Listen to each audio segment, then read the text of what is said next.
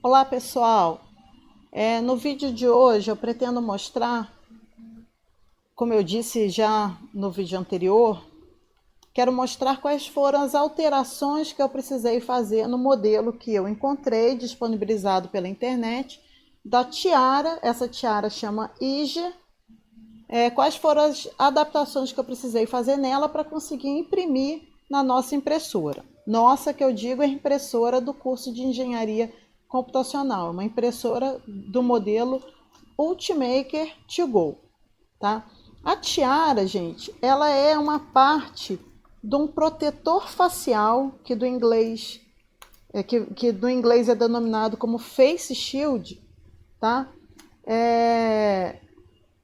Que é um equipamento de proteção individual que vem sendo muito utilizado pelos profissionais da saúde agora no manejo e combate à Covid-19, tá? A tiara é o suporte onde você prega uma folha de acetato transparente. Eu não tenho acetato, eu comprei pela internet, mas ainda não chegou. Aí eu coloquei aqui uma folhinha de plástico só para dar uma impressão de como ela fica. Então a tiara é essa parte que é aqui, que está em azul, que é a parte que foi impressa, tá?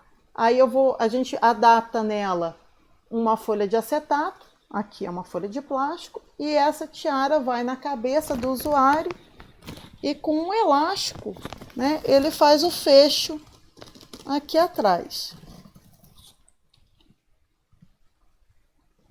Aí ela dá toda essa cobertura. Com acetato ela fica mais durinho, né?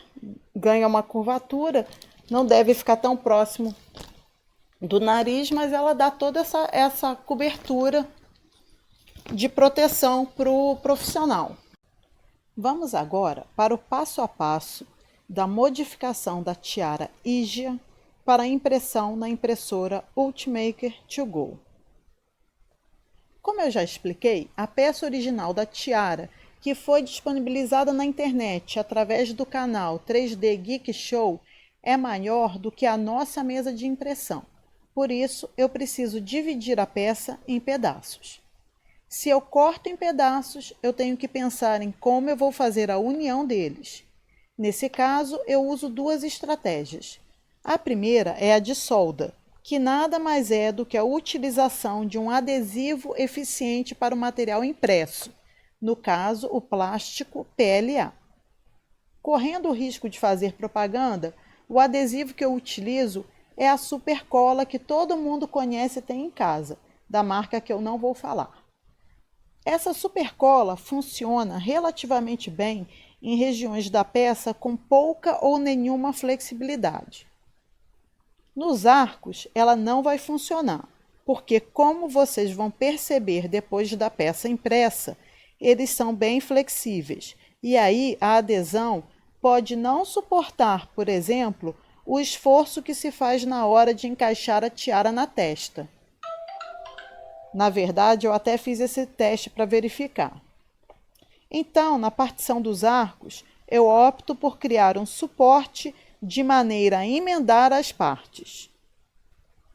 De antemão, eu lhes apresento o meu modelo final, no qual eu tenho a partição dos arcos da tiara e, para a união, dois suportes que estão pintados nessa cor mais escura. A ligação é feita através de pinos que funcionam como rebites, ou seja, com o encaixe apertado deles em pequenas cabeças. A minha primeira observação neste tutorial é sobre o formato do modelo que foi disponibilizado na internet. O formato STL representa uma malha de superfície. É como se eu tivesse a casca do meu objeto coberta por uma colcha de retalhos, que em inglês se denomina patchwork. Quando eu importo esse arquivo em SketchUp, eu enxergo essa malha, na qual os retalhos são, na maioria das vezes, triângulos. Isso significa que eu não tenho em mãos um momento propriamente geométrico. Por exemplo, essas superfícies curvas dos arcos não são bem superfícies curvas, e sim a união de várias facetas. Isso não é nenhuma tragédia. mas no mínimo acrescenta alguma dificuldade à tarefa de modificação do modelo. Eu não consigo, por exemplo, aumentar ou diminuir a curvatura de um arco. Eu teria que trabalhar segmento por segmento. Conforme eu já adiantei no vídeo anterior, eu preciso fazer interseções entre faces. E no caso de facetas, o trabalho é redobrado, triplicado ou até mais. Foi por isso que eu decidi recuperar o modelo geométrico da tiara, praticamente redesenhando ela. Felizmente, a superfície da base da tiara está íntegra. Isso porque esse modelo foi pensado de forma a otimizar a impressão 3D. Então, ele nasce de uma superfície perfeitamente plana que dispensou a tal colcha de retalhos. É por isso que eu consigo, clicando sobre ela, fazer a sua cópia. Vamos lembrar daquela dica que é a de proteger cada vez que eu tenho uma etapa concluída. Como fui bem sucedida na cópia da superfície base, eu crio um grupo. Outra dica é a de fazer sempre novas cópias antes de qualquer modificação. Assim, eu tenho sempre o passo anterior resguardado, caso eu decida voltar atrás em algum ponto e mudar de estratégia. Nessa etapa, eu redesenho o perfil da peça, simplesmente traçando novos arcos e novas linhas sobre a superfície base que está protegida, de modo que esses arcos e linhas não vão se unir à figura original. Crio uma nova superfície fechada e com esses arcos e linhas desloco essa superfície e estou pronta para empurrá-la no espaço. Vale lembrar aquele conceito de que no SketchUp uma circunferência é um polígono de vários lados, assim como os arcos são segmentos de reta.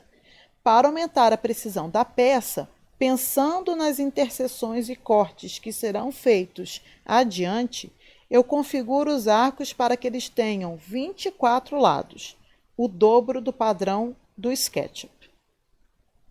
Voltando ao ponto, com minha nova superfície, eu faço uma extrusão, operação empurrar-puxar, até a altura da peça original, que era de 14 milímetros.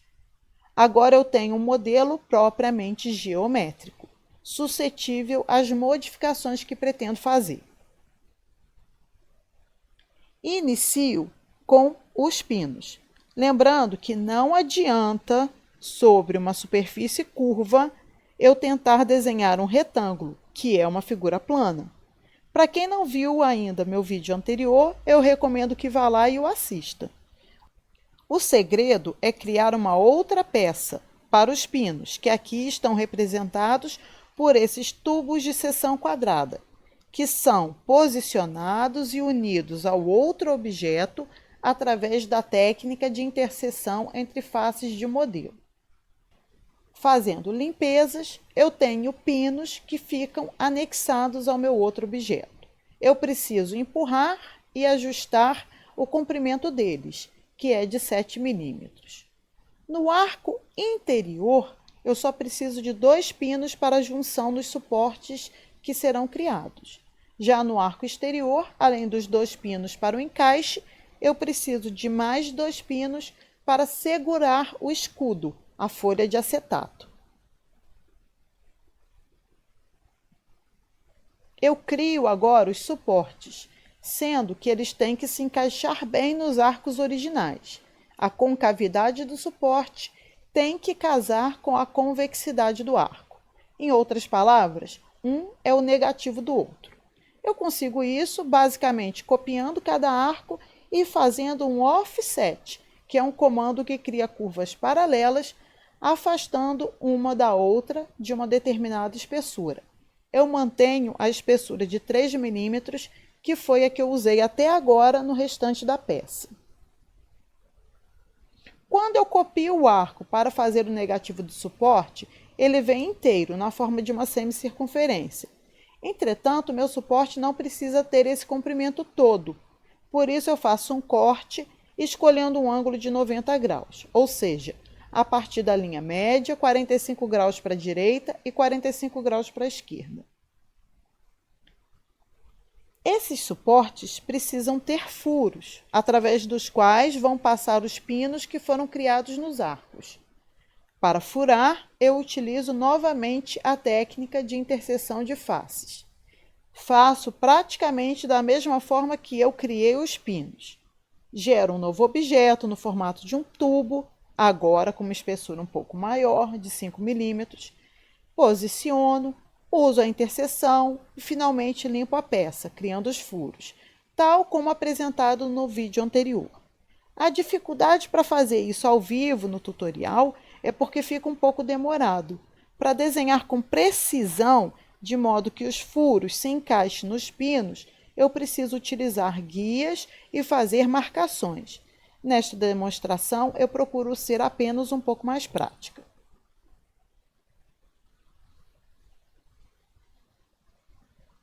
Os suportes estão prontos. Agora, eu divido a tiara em duas metades. Porém, elas não precisam ser partidas exatamente no meio, já que os suportes também vão dar rigidez à minha peça.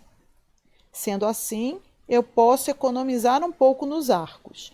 Faço um novo corte, agora com um ângulo de 30 graus axissimétrico em relação ao meio da peça. Fica assim a divisão da tiara em duas partes. Acontece que cada uma delas ainda é muito comprida para a nossa mesa de impressão. Por isso, eu preciso de um novo corte.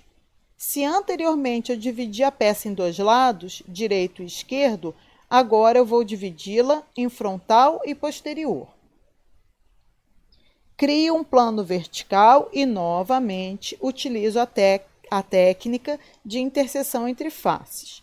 Futuramente, eu vou colar essas partes com a tal supercola, pois esse último corte foi feito na região mais rígida, com praticamente nenhuma mobilidade. E assim, eu tenho a subdivisão da minha tiara em 4 partes, agora já acrescida dos botões originais.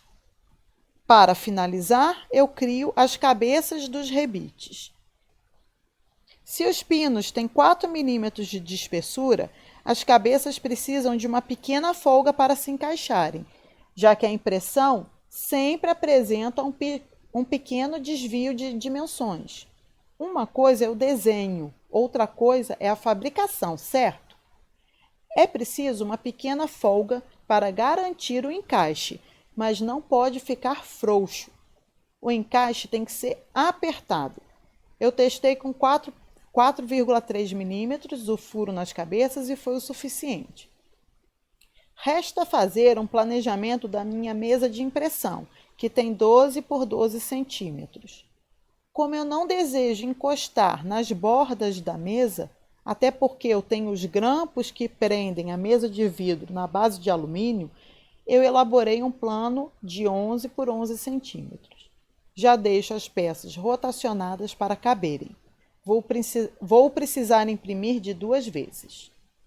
A última etapa, antes da impressão 3D, inclui um software fatiador que gera o arquivo de impressão. Eu tenho utilizado o software Ultimaker Cura. As configurações básicas e o processo de impressão eu vou apresentar no próximo vídeo. Por enquanto, eu deixo os arquivos para que vocês possam explorá-los. Obrigada pela atenção e até breve!